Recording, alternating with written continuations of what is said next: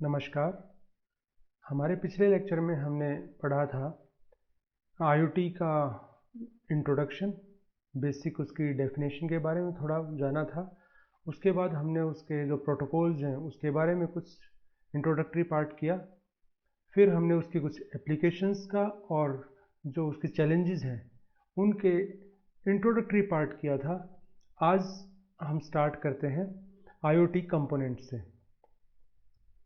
IoT components की जब हम बात करते हैं तो यहाँ आईओटी सेंसर्स या डिवाइसेस होती हैं, फिर कनेक्टिविटी के लिए कोई मीडिया होता है और उसके बाद फिर यूज़र इंटरफेस होता है, फिर डाटा प्रोसेसिंग होता है।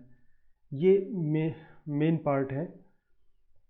और इसके अंदर जब हम बात करें तो सबसे पहले देखिए सेंसर के अंदर क्या क्या आएगा। मैं यहाँ देखिए ये एक घर का मॉडल दिखा रखा है। In this model we can see that in kitchen, in washroom, in bedroom, in drawing room there are different type of things and there are different type of sensors also. Like this is a washroom के अंदर ये कोई bath के लिए tub है, bath tub, तो यहाँ कोई सेंसर लगा हुआ है।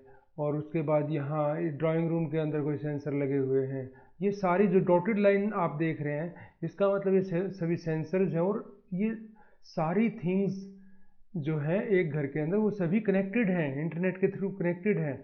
तो इंटरनेट ऑफ थिंग्स बना रही है ये। तो आप देखिए कितनी सारी चीज़ें हैं यहाँ जो आपस में कनेक्टेड हैं।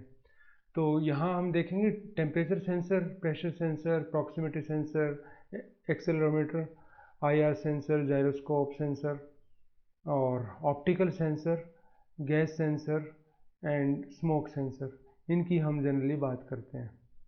ठीक है। तो उसके बाद आता है कि डाटा प्रोसेसिंग। जब डाटा ले लिया है, जब डाटा सेंसर ने सेंस कर लिया, उसके बाद डाटा प्रोसेसिंग की बात आती है। डाटा प्रोसेसिंग के अंदर हम और डिटेल में पढ़ेंगे अभी आगे। जो भी डाटा एक्युमुलेट किया है उसमें क्या चीज़ काम की है, क्या चीज़ वेस्ट है, और जो चीज़ काम की है उसको क्या चेंज करना है, उसमें क्या और फर्दर चेंज करना है। जैसे हम पहले भी मैंने एक एग्जांपल दिया था पिछले लेक्चर के अंदर कि एक कैमरा लगा हुआ है, सीसीटीवी कैमरा लगा हुआ है। उस सीसीटीवी कैमरा के अंदर हम ये देखते हैं कि वो रिकॉर्डिंग कर रहा है, वो रिकॉर्डिंग कर रहा है, ये चीज़ ठीक है। लेकिन उस जो रिकॉर्डिंग हो रही है क्या उससे काम चल जाएगा? उस नहीं, उसके अंदर हमें कुछ और चीज़ें प्रोसेस करनी पड़ेंगी। जैसे उसके अंदर क्या, किस टाइम पर वो वीडियो चल रहा है और क्या उसकी लोकेशन है, किस लोकेशन पर वो सीसीटीवी लगा हुआ है, ये सब चीज़ें हमें उसके अंदर एम्बेड करनी पड़ेंगी, उसके अंदर डालनी पड़ेंगी वो चीज़ें। तो ये है एक प्रोसेसिंग का एक छोटा सा एग्जांपल दिया है मैंने। तो उसके बाद बात करें, फिर आगे आता है यूज़र इंटरफेस। यूज़र इंटरफेस के अंदर हम देखें कि हमारा जो भी सेंसर्स ने काम किया, सेंसर्स एक्चुअल में क्या है? सेंसर्स तो एक्सटर्नल एनवायरनमेंट को सेंस करते हैं, ठीक है। और उसके बाद डाटा प्रोसेस हुआ, डाटा प्रोसेस होने के बाद फिर हमारे हमारे से साथ कैसे इंटरेक्शन होगी उसकी, वो यूज़र इंटरफेस के थ्रू होती है। उसके बाद आती है कनेक्टिविटी, कि कनेक्टिविटी कैसे रहे। ठीक है, आप ये नहीं कह सकते कौन ये पहले आएगा ये पहले आएगा, दोनों कनेक्टिविटी, क्योंकि सेंसर्स की कनेक्टिविटी इंटरफेस के साथ या डाटा के साथ, डाटा प्रोसेसिंग यूनिट्स के साथ कनेक्टिंग मीडिया के थ्रू ही होगी। सेलुलर होगा, सैटेलाइट होगा, WiFi, Bluetooth, RFID। There are many many ways जो हम आगे भी पढ़ेंगे और थोड़ा पहले भी इंट्रोडक्शन इनका आ चुका है। तो ये थोड़ा बताया मैंने। अब नेक्स्ट इनकी थोड़ी थोड़ी डिस्क्रिप्शन हम पढ़ेंगे। सेंसर्स, उसके बाद है कंप्यूटिंग का एक पार्ट है डाटा प्रोसेसिंग। और कम्युनिकेशंस के अंदर जब हम जाएंगे तो उसके अंदर यूज़र इंटरफेस पढ़ेंगे या कनेक्टिविटी पढ़ेंगे। ठीक है, जो हमने पिछले स्लाइड्स में भी शो किया है। अब सेंसर्स की जब बात करते हैं तो ये सेंसर्स आप इसके अंदर देख पा रहे हैं, ये सेंसर्स हैं इसके अंदर जो भी आपको दिख रहे हैं। ठीक है, ये कोई ह्यूमिडिटी सेंसर है, कोई टेम्परेचर सेंसर है, कोई प्रेशर सेंसर है। इस टाइप में डिफरेंट टाइप के सेंसर्स यहाँ हैं। आगे है डाटा प्रोसेसिंग। जो भी डाटा आ गया, जो भी डाटा एक्यूमुलेट हो गया, उसकी प्रोसेसिंग कैसे हो। उसके बाद नेक्स्ट आता है यूज़र इंटरफेस। यूज़र इंटरफेस के जो मीडियम है वो दिख रहे हैं। हम जो भी सिस्टम के बाहर हम उसकी आउटपुट कैसे लेते हैं या उसको कंट्रोलिंग कैसे करते हैं, सिस्टम को कमांड देना, सिस्टम को कंट्रोल करना, वो सारा यूज़र इंटरफेस का पार्ट है। और उसके बाद है कनेक्टिविटी। ये आपस में कनेक्टेड कैसे रहेंगे, किस मोड के थ्रू कनेक्टेड रहेंगे आपस में, वो इस चीज़ का पार्ट है। अब आता है सेंसर्स या डिवाइसेस। आईओटी सेंसर्स क्या होते हैं? आईओटी सेंसर वो हैं जो एनवायरनमेंट में कोई भी चेंज आता है उसको सेंस करते हैं। एनवायरनमेंट में कुछ, एनवायरनमेंट मीन्स उसके एक्सटर्नल आउटसाइड एनवायरनमेंट की बात कर रहे हैं हम, सिस्टम के बाहर के एनवायरनमेंट की बात कर रहे हैं। उसमें कोई भी चेंज आया तो उसको सेंस करेगा। इनपुट किसी भी फॉर्म में हो सकता है, बहुत सारी फॉर्म हो सकती है। टेम्परेचर हो सकता है, प्रेशर हो सकता है, मोशन हो सकता है, एक्सेलरोमीटर हो सकता है, जायरोस्कोप हो सकता है, कुछ भी आप सेंस कर सकते हैं। डिफरेंट सेंसर्स आते हैं, उनकी हेल्प से कुछ भी आप सेंस कर सकते हैं। सेंसर्स हर तरफ हैं, ठीक है। तो फॉर एग्जांपल यदि मैं आपके मोबाइल की बात करता हूँ, मैं आप एक सेंसर्स के बारे में आप आगे नेक्स्ट चैप्टर में बहुत डिटेल में आएगा, लेकिन उससे पहले मैं आपको एक होमवर्क देता हूँ कि आप नेक्स्ट टाइम जब हम करेंगे तब ये बताएंगे मुझे कि आपके मोबाइल में कितने सेंसर्स हैं और उनका क्या क्या काम है। सोच के या पढ़ के आना कि क्या कौन कौन से सेंसर हैं, फिर हम डिस्कस करेंगे इसको। IoT are bringing sensors uses to a new level. Means IoT sensors पहले थे, पहले जो सेंसर थे वो जहाँ बहुत ज़्यादा रिक्वायरमेंट हुई कहीं, दो, बिकॉज पुराने टाइम में मोस्टली जो वर्क्स होते थे वो ह्यूमन इंटरवेंशन के साथ होते थे। इंसान के उसका बीच में रोल रहता था, हमारा ह्यूमन बीइंग का रोल रहता था। लेकिन जैसे जैसे ऑटोमेशन की तरफ बढ़ते चले गए और एक टाइम अब ये आ गया है कि आईओटी के अंदर, कि आईओटी की को डिफाइन ही हम ऐसे करते हैं कि with minimum intervention of human being. तो इसका मतलब क्या है कि ह्यूमन को रिप्लेस कौन करेगा? ह्यूमन कहीं काम कर रहा है, इंसान कहीं काम कर रहा है, तो वो अपने किस चीज़ का कंट्रीब्यूट करता है वहाँ पर? ब्रेन का भी कंट्रीब्यूट करता है, लेकिन उससे पहले क्या कंट्रीब्यूट करता है, किस चीज़ का कंट्रीब्यूट करता है, किस चीज़ का रोल पहले आता है? पहले रोल आता है सेंसेस का। ध्यान दीजिए, सोच के देखिए कि आप कहीं भी हैं, एज ए स्टूडेंट काम कर रहे हैं, एज ए मदर कोई काम कर रही है, या एज ए हाउस वाइफ कोई काम कर रही है, या एज ए वर्कर कोई काम कर रहा है, एज ए कारपेंटर कोई काम कर रहा है, कोई भी काम कर रहा है, तो पहले उसका क्या है? पहले उसके सेंसेस हैं, ठीक है। तो जब इंसान की इंटरवेंशन, ह्यूमन बीइंग की इंटरवेंशन आप ख़त्म करने जा रहे हैं या कम करने जा रहे हैं, तो उसको ह्यूमन सेंसेस को रिप्लेस करना पड़ेगा आपको सेंसर्स से, आपको इलेक्ट्रिक सेंसेस से रिप्लेस करना पड़ेगा उसको। तो वहाँ का आईओटी आने के बाद सेंसर्स का यूज़ बहुत ज़्यादा इंक्रीज़ हो गया, क्योंकि आईओटी का मेन कंसेप्ट ही ये है कि सेंसर बेस्ड होंगी सभी चीज़ें ऑटोमेटिक करनी है आपको। तो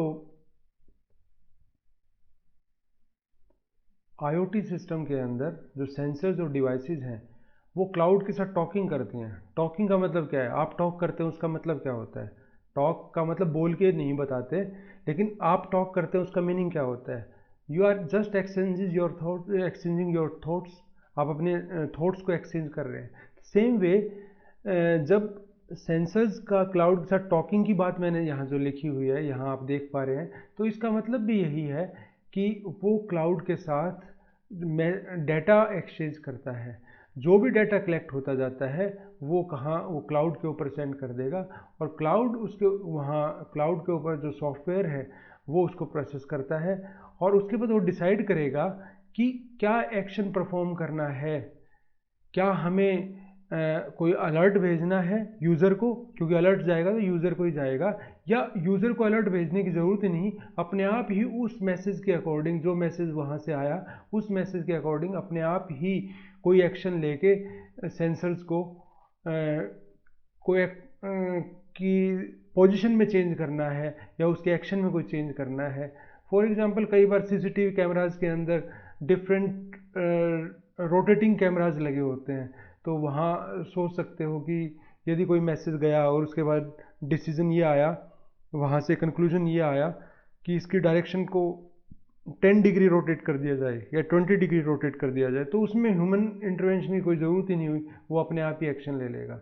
तो इस टाइप के कोई जहाँ भी कोई डिसीजन आते हैं अपने आप उसके ऊपर एक्शन होगा, या वो मैसेज जो यूज़र को सेंड करना है ये भी डिसीजन वहाँ से होगा। उसके बाद क्या है, उसके बाद डिवाइसेस जो हैं वो सर्वर से कनेक्ट रहती हैं थ्रू इंटरनेट। सर्वर के अंदर क्या होता है, सर्वर के अंदर होता है एप्लीकेशन प्रोग्राम, एप्लीकेशन लॉजिक बोल सकते हैं, जो डेटा को कलेक्ट करता है और उसको एनालाइज करता है, स्टोर करता है और डिलीट कर देता है जो डाटा रिक्वायर्ड नहीं होता। और वो डाटा कौन भेजते हैं, वो डिवाइसेस भेजते हैं, सेंसर्स भेजते हैं, आप कुछ भी बोल सकते हैं। तो कंट्रोलर डाटा को यूजुअली कलेक्ट करता है और उसके बाद पीरियोडिकली उसको सर्वर पर लोड करता रहता है, क्योंकि कोई भी आप आईओटी सिस्टम डिज़ाइन करेंगे तो वहाँ कंट्रोलर तो रहेगा, तो कंट्रोलर क्या करेगा, डाटा को लोड करता रहता है, डाटा को कलेक्ट करता है और उसके बाद अपलोड कर देगा सर्वर के ऊपर, पीरियोडिकली उसको अपलोड कर देगा। और जो डेटाबेस है वो वहाँ सेट होगा, डेटाबेस के अंदर सारा डाटा ऑर्गेनाइज्ड वे के अंदर रहता है। नेक्स्ट है डाटा प्रोसेसिंग। इसमें हम डीएसपी की बात पहले करते हैं। जब भी कोई सेंसर काम कर रहा है, सेंसर ने डाटा लिया, सेंसर ने सिग्नल जनरेट हुआ, पहले तो ये देखिए सेंसर है क्या, बाकी डिटेल में हम आगे पढ़ेंगे। सेंसर वो इलेक्ट्रॉनिक डिवाइस है जो किसी भी नॉन इलेक्ट्रिकल सिग्नल को इलेक्ट्रिकल सिग्नल में कन्वर्ट करती है। Non electrical signal means non electrical parameter को किस में कन्वर्ट करती है, इलेक्ट्रिकल सिग्नल में कन्वर्ट करती है, वो सेंसर है। ट्रांसड्यूसर के अंदर भी हम डिफ्रेंशिएट थोड़ा कर सकते हैं। जो सेंसर्स हैं, all sensors are transducers but all transducers are not sensors, ये ध्यान रखना है ये चीज़। तो sensors are a type of transducers, वो हम आगे डिटेल में पढ़ेंगे, अभी फिर सिर्फ इतना जान लो। कोई फिजिकल पैरामीटर आया, उस फिजिकल पैरामीटर के अंदर कुछ सेंस किया गया सेंसर की हेल्प से, और उसने उसको कन्वर्ट कर दिया इलेक्ट्रिकल सिग्नल में। अब वो इलेक्ट्रिकल सिग्नल ऐसा नहीं है आप उसको डायरेक्ट यूज़ करके सीधा आईओटी के अंदर यूज़ कर लोगे, उसको सीधा क्लाउड पे भेज दोगे, ऐसा नहीं होता। उसको क्या किया जाता है, प्रोसेस किया जाता है। प्रोसेस करने का में क्या क्या हो सकता है उसके अंदर कंप्रेशन भी हो सकता है, फिल्ट्रेशन भी हो सकता है, उसको मेजरमेंट करना भी है उसके अंदर। और ये डिफरेंट एनालॉग सिग्नल्स हैं, कंटिन्यूस एनालॉग सिग्नल्स हैं, उनकी बात हम कर रहे हैं। क्योंकि जो भी एक चीज़ तो ये ध्यान रखना कि जो भी डाटा हमारे आउटपुट में जिसको हम देख पा रहे हैं, या जो नेचुरल वर्ल्ड के साथ इंटरफेसिंग जहाँ भी होती है, तो वहाँ जनरली एनालॉग सिग्नल ही जनरेट होते हैं और एनालॉग सिग्नल ही आउटपुट में शो किए जाते हैं। ध्यान रखना ये चीज़।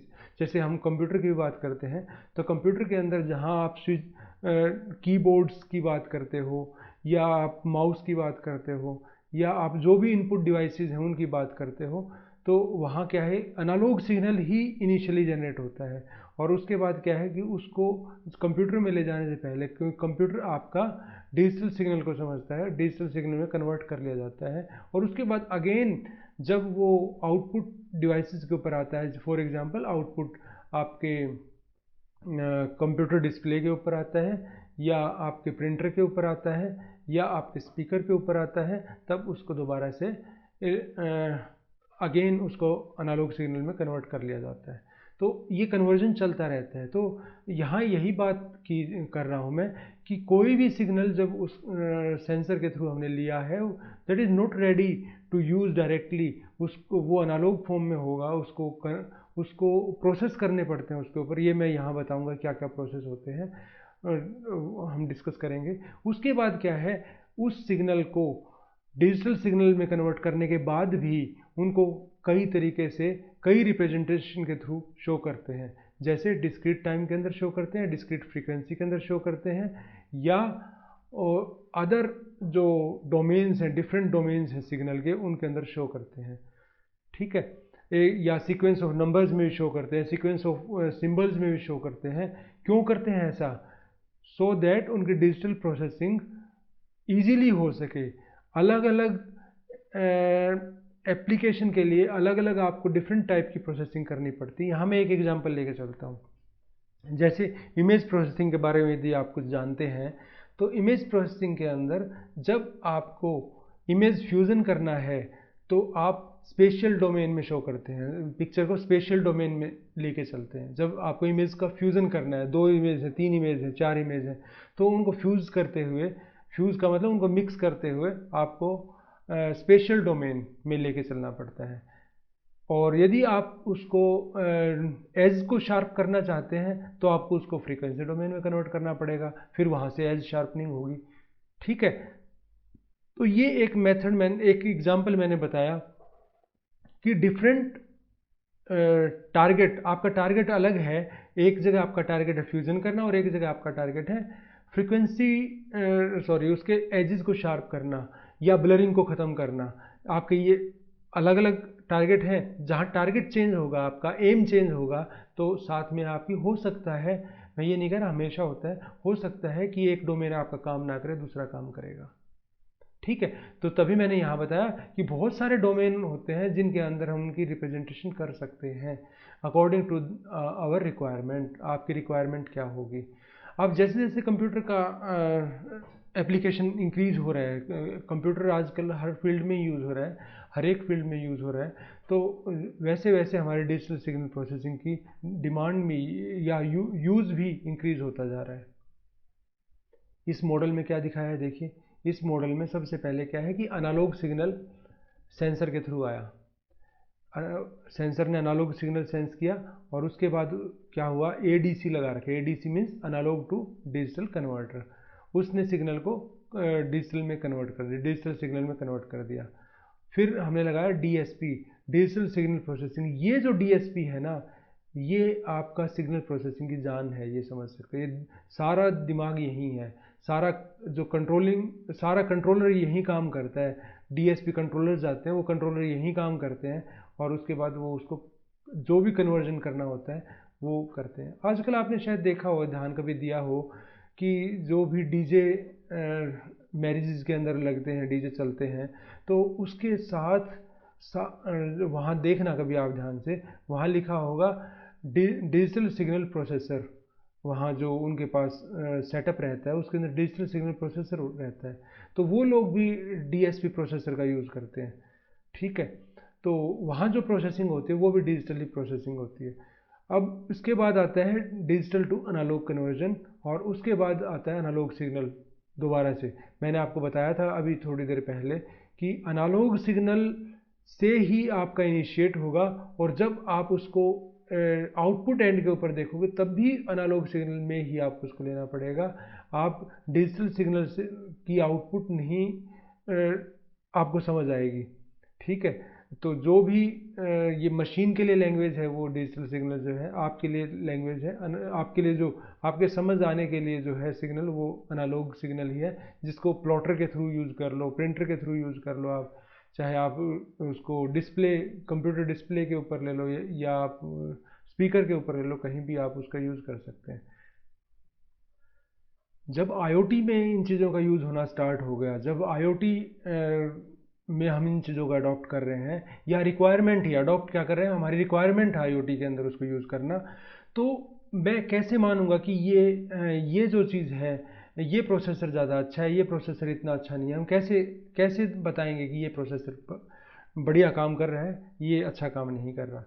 तो गुड और बैड कंपेरेटिव जो हमारा काम होगा वो किस बेस पे होगा, कितना क्विक काम हो रहा है आपका, कितना क्विकर काम हो रहा है। जैसे किसी ने यदि इमेज प्रोसेसिंग के ऊपर काम किया हो, जब आप एक इमेज को प्रोसेस करते हैं, जब आप एक प्रोग्राम रन करते हैं उसके ऊपर, तो it takes very long time.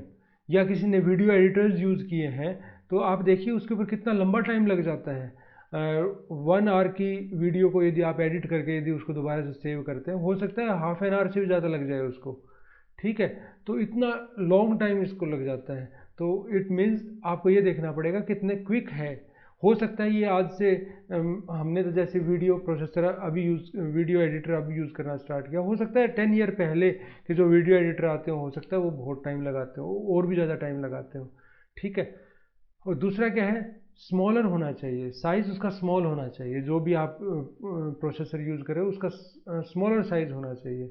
Less power process intensive methods, आपके ऐसे मेथड होने चाहिए डिजिटल प्रोसेसिंग के जिसमें कम पावर कंज्यूम करे, क्योंकि ये पावर को कंज्यूम करना तो एक बहुत बड़ा इशू रहता है इलेक्ट्रॉनिक डिवाइसेस में, स्पेशली बहुत बड़ा इशू रहता है ये कि पावर कम कंज्यूम करे। आपके मोबाइल की मैं बात करता हूँ, एक मोबाइल पहले ऐसे आते थे जिनमें मीन्स जो आपके एंड्रॉयड नॉन एंड्रॉयड फ़ोन्स थे, जो पहले के जो कीपैड वाले जो फ़ोन होते थे, जिनकी बैटरी एक टाइम में ऐसा होता था 1 मंथ चल जाती थी, ठीक है। लेकिन अब प्रोसेसर्स आ गए, लेकिन जो प्रोसेसर आ गए तो हमारी रिक्वायरमेंट यही है कि उसकी जो बैटरी की लाइफ है वो ज़्यादा हो, पावर कम कंज्यूम करे। बैटरी की बात नहीं कर रहा अभी मैं, बैटरी की बात बाद में करेंगे, लेकिन पावर कम कंज्यूम करे, ठीक है। जैसे एक बैटरी है मान लिया फॉर एग्जांपल 4000 mAh की, और वो एक मोबाइल के अंदर लगी हुई है,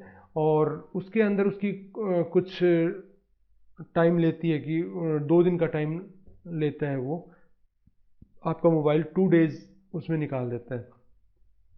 अब आपने एक एडवांस वर्जन यूज़ किया, एक एडवांस प्रोसेसर यूज़ किया, और वो प्रोसेसर जब आपने लगाया तो हो सकता है वो 3 डेज आपको आउटपुट दे दे, 3 डेज तक आपकी बैटरी चले, सेम एप्लीकेशंस के लिए, सेम काम करने के लिए, ठीक है। तो इसके ऊपर बहुत कुछ डिपेंड करेगा कि जो प्रोसेसर आप यूज़ कर रहे हैं वो कितनी पावर कंज्यूम कर रहा है। उसके बाद है that are cheap to produce, ठीक है, जिनको प्रोड्यूस करना भी चीप हो, ऐसी चीज़ें हमें चाहिए, ठीक है। ये मैंने क्या क्या बताया उसका, एक तो क्विक प्रोसेसिंग होनी चाहिए जो भी है, दूसरा सेकंड पॉइंट मैंने बताया साइज स्मॉल होना चाहिए, थर्ड मैंने बताया लेस पावर कंज्यूम करने वाला होना चाहिए, और फोर्थ मैंने क्या बताया, चीप प्रोडक्शन होनी चाहिए, उसकी प्रोडक्शन चीप रहेगी तो बेटर रहेगा। तो यहाँ एक एग्जांपल दिया गया है कैडेंस का IoT IP सब सिस्टम, जिसके अंदर क्या है, ये है DSP प्रोसेसर है उसके अंदर एक, और analogue and digital sensor interfaces हैं उसके अंदर, सेंसर्स के साथ इंटरफेस करते हैं, क्योंकि एक्चुअली डाटा पिक तो सेंसर से ही करना होता है, ठीक है। ये यहाँ लो पावर प्रोसेसेस के लिए यूज़ होता है। अब हम बात करते हैं डाटा प्रोसेसिंग की स्टेजेस की। 6 स्टेजेस हैं डाटा प्रोसेसिंग की। इसमें सबसे पहली स्टेज है डाटा कलेक्शन। डाटा कलेक्शन की जब हम बात करते हैं तो सेंसर लगे हुए हैं, सेंसर डाटा ऑब्जर्व कर रहा है, मीन्स आउटसाइड एनवायरनमेंट से जो जो हैपनिंग्स हो रही है, जो जो चीज़ें हो रही है वो सेंस कर रहा है, ठीक है। देखिए मेरी आइज़ खुली हैं, या मैं सो रहा हूँ और मेरी आइज़ किसी ने खोल दी, ऐसे पकड़ के आई को पकड़ के लिड्स को पकड़ के खोल दिया, तो ऐसा नहीं है कि मुझे दिखने लगेगा। डाटा उसमें जा रहा है लेकिन प्रॉपरली प्रोसेस नहीं हो रहा वो आगे, ठीक है। इमेज तो बन रही है आई के अंदर, लेकिन आगे प्रोसेस नहीं हो रहा। तो प्रोसेस करना बहुत ज़रूरी है। सिर्फ सेंसर ने डाटा ले लिया, सेंसर तो लगातार डाटा ले ही रहा है, जो भी आसपास जो भी घटित हो रहा है, उसके आसपास जो भी कुछ हो रहा है, हैपनिंग्स हो रही है, उसको ऑब्जर्व कर रहा है वो। हम सो रहे हैं, आसपास कोई बात कर रहा है, कुछ कर रहा है, हम बहुत डीप स्लीप में है तो हम नहीं बता पाएंगे कि क्या हो रहा है, सुन नहीं पाएगा। इसका मतलब ये नहीं है कि हमारे ईयर्स काम नहीं करे, हमारे ईयर्स का अंदर का सिस्टम काम नहीं करे, नहीं, उसको प्रॉपर प्रोसेसिंग नहीं हो रही उसकी, ठीक है।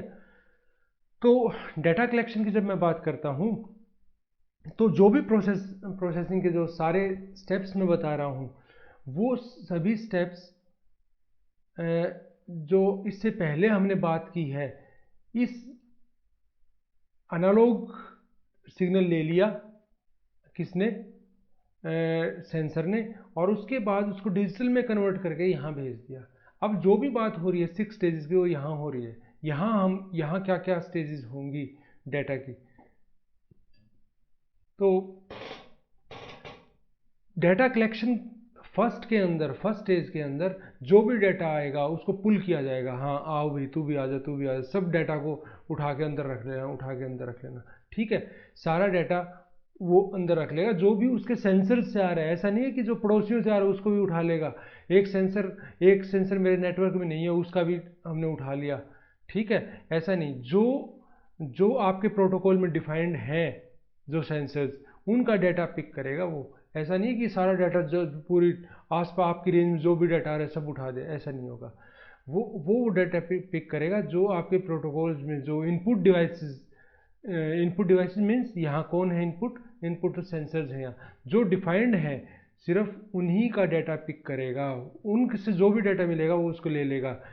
तो यहाँ पे जो data lakes, data warehouses वगैरह, वहाँ से भी जो भी डाटा उसको मिलेगा, जो भी उसके काम का हो सकता है, वो डाटा उसको पिक कर लेगा। यहाँ ये चीज़ बड़ी इम्पोर्टेंट है कि जो भी सोर्सेज हैं वो ट्रस्टवर्दी हो, मीन्स जहाँ जिसमें उसको ये लगे कि हाँ यहाँ से मेरा डाटा वो एक्यूरेट होगा, वहाँ से वो डाटा पिक कर रहा है।